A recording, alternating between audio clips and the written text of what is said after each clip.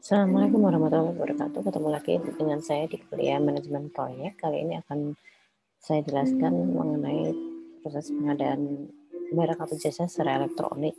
Bahan kajian yang akan kita bahas tentang ketentuan umum pengadaan secara elektronik, kemudian pelaksanaan dan para pihak yang terkait dengan e-tendering, kemudian tata cara e-processing dan pemasukan data pemohon dan pemasukan data pemenang pengadaan.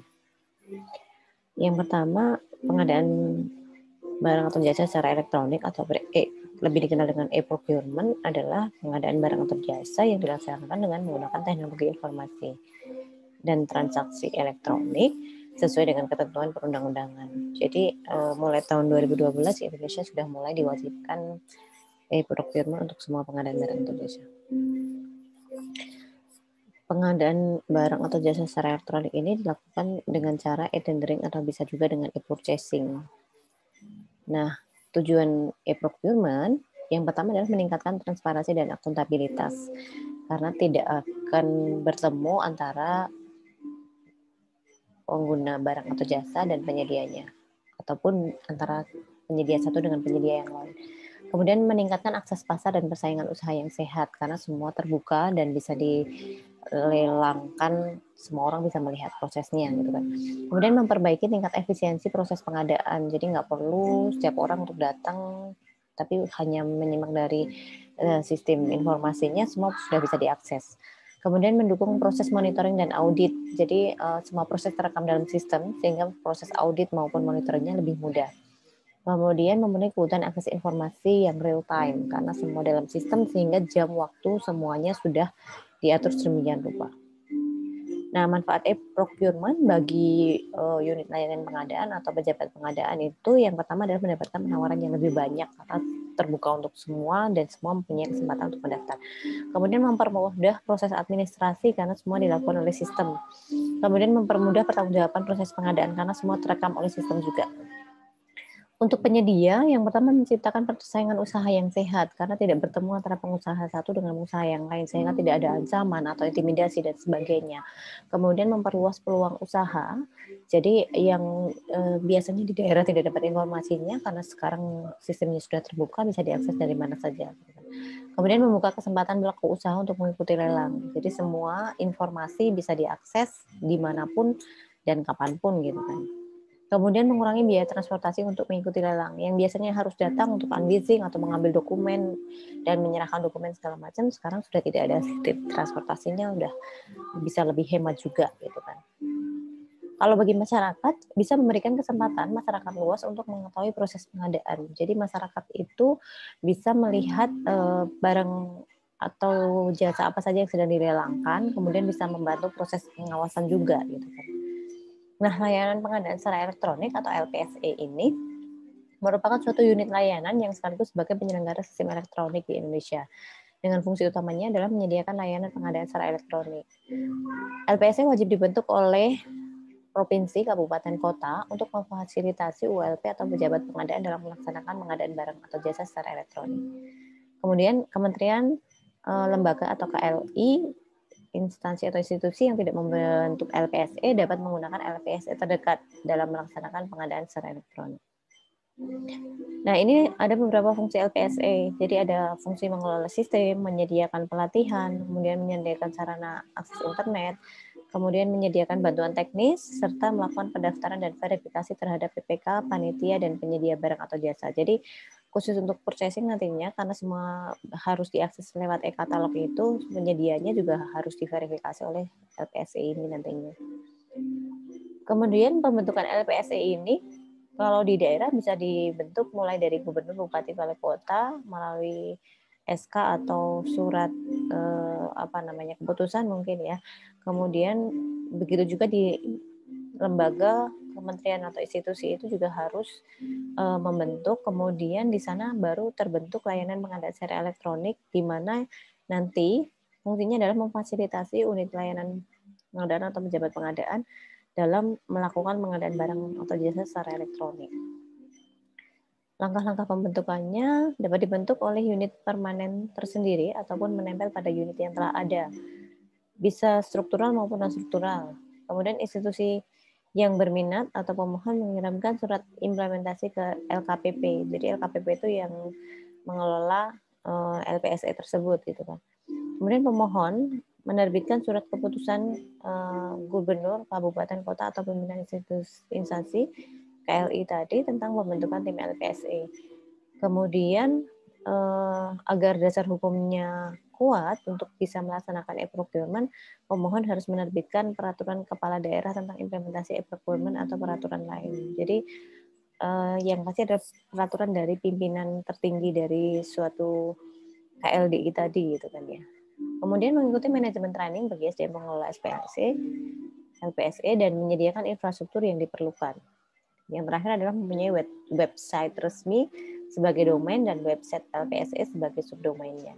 Jadi kalau misalnya kita di Untidar ini kita masih gabung di, kalau kemarin di Kota Magelang ya, dengan Kota Magelang gitu kan, dari pemerintah Kota Magelang sekarang sudah mulai ke Kementerian Pendidikan dan Kebudayaan gitu. Jadi kita punyai website resminya dan kita punya website LPSE sebagai subdomainnya dari Kementerian Pendidikan dan Kebudayaan.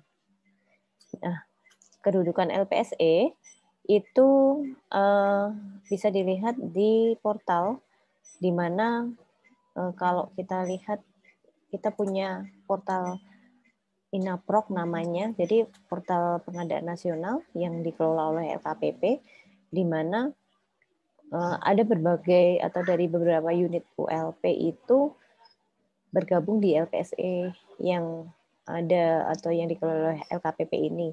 Kemudian LPSE ini sebagai unit yang memfasilitasi antara ULP dengan penyedia. Kemudian ketentuan LPSE dalam Perpres 54 tahun 2010. Sebenarnya Perpresnya udah ada yang lebih baru lagi ya.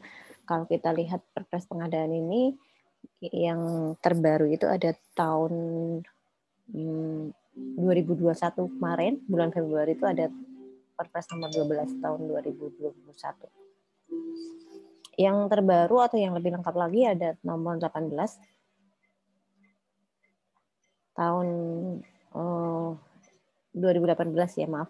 Nomor 16 tahun 2018. Oke. Kemudian kewajiban penerapan e-procurement untuk sebagian atau seluruh paket pada tahun 2012. Ini wajib menggunakan e-procurement. Kemudian kewajiban mendirikan LPSE bagi kabupaten, kota, atau daerah tertentu ya. Kemudian pengumuman lelang dan rencana pengadaan dilakukan di portal pengadaan nasional. Tadi ya, Inaprok tadi ya, yang portal Garudanya punya LPSE. Kemudian LKPP membangun dan mengelola portal pengadaan nasional yang kemudian di masing-masing KLDI, kementerian, lembaga, daerah, institusi itu wajib menayangkan rencana pengadaan dan pengumuman pengadaan di website mereka, serta di portal pengadaan nasional. Website masing-masing KLDI wajib menyediakan akses kepada LPP untuk memperoleh informasi. Nah, tadi sistem pengadaan itu kita bisa lakukan untuk e-procurement itu bisa dengan e-tendering dan e-purchasing. Bedanya apa? Kalau e-tendering itu tata cara pemilihan barang atau jasa yang dilakukan secara elektronik dengan menggunakan SPSE. Jadi sistemnya adalah SPSE, lembaganya adalah LPSE. Layanannya. Jadi unit layanan pengadaan secara elektronik dimulai dari pengumuman lelang sampai pengumuman penetapan pemenang. Kalau e-tendering, ketentuan umumnya ruang lingkup e-tendering meliputi proses pengumuman pengadaan barang dan jasa sampai dengan pengumuman pemenang. Para pihak yang terlibat dalam e-tendering adalah PPK atau pejabat pembuat komitmen, unit layanan pengadaan atau pejabat pengadaan, dan penyedia barang atau jasa. E-tendering dilaksanakan dengan menggunakan sistem pengadaan secara elektronik yang diselenggarakan oleh LPSE. Kemudian, aplikasi e-tendering sekurang-kurangnya memenuhi unsur perlindungan hak atas kekayaan intelektual dan kerahasiaan dalam pertukaran dokumen, serta tersedianya sistem keamanan dan penyimpanan dokumen elektronik yang menjamin bahwa dokumen yang disetorkan atau diupload itu adalah aman. Kemudian, arsitektur aplikasi e-tendering ini dibuat dan dikembangkan oleh LKPP. Kemudian sistem e-tendering diselenggarakan oleh LPSE ini harus memenuhi persyaratan. Yang pertama, mengacu pada standar yang meliputi interoperabilitas interoperabilitas dan integrasi dalam sistem pengadaan barang atau jasa secara elektronik. Jadi standarnya itu harus bisa dipertanggungjawabkan dan aman serta terintegrasi dalam sistem. Kemudian mengacu pada standar proses pengadaan secara elektronik dan tidak terikat pada lisensi tertentu atau free license. Jadi kalau misalnya ada dokumen yang diupload itu ternyata harus meminta izin segala macam, itu adalah tanggung jawab si penyedia. Kemudian ULP atau pejabat pengadaan dapat menggunakan sistem pengadaan barang atau jasa secara elektronik yang diselenggarakan oleh LPSI terdekat. Kalau e-purchasing, bedanya apa sama e-tendering? Kalau e-purchasing itu seperti halnya kita belanja online ya. Jadi memang kalau yang tadi e-tendering itu melalui penyedia barang atau jasa, kalau e-purchasing ini melalui sistem katalog elektronik atau e-katalog. Jadi penyedia jasanya sudah terdaftar di situ, seperti halnya kita belanja online itu di suatu toko itu banyak pilihannya kayak gitu. Jadi tujuan e-purchasing terciptanya proses pengadaan atau pemilihan barang atau jasa secara langsung melalui sistem e-katalog, sehingga memungkinkan semua ULP atau pejabat pengadaan dapat memilih barang atau jasa dengan pilihan barang yang terbaik dan proses yang singkat dengan harga yang standar. Gitu kan. Jadi tujuannya memang efisiensi biaya dan waktu. Kemudian proses e-purchasing ini diselenggarakan oleh LKPP dengan membuat informasi spesifikasi dan harga barang atau jasa. Informasi e-katalog oleh LKPP dilakukan dengan membuat framework kontrak antara LKPP dengan penyedia barang atau jasa. Barang atau jasa pada sistem e-katalog ditentukan oleh LKPP. Jadi yang menentukan toko atau penyedianya adalah si LKPP, sudah ada di e-katalog. Jadi kalau nggak ada di katalog, kita nggak bisa melakukan e-purchasing. Sehingga kontraknya pun antara LKPP dengan penyedianya, tidak dengan kita yang mau beli gitu kan. Jadi kita tinggal bayar dan semua nanti tinggal tunggu barang datang. Semua proses itu jadi tanggung jawabnya si LKPP. Seperti halnya kita belanja online itu. Tinggal bayar, habis itu barang pasti nyampe di rumah.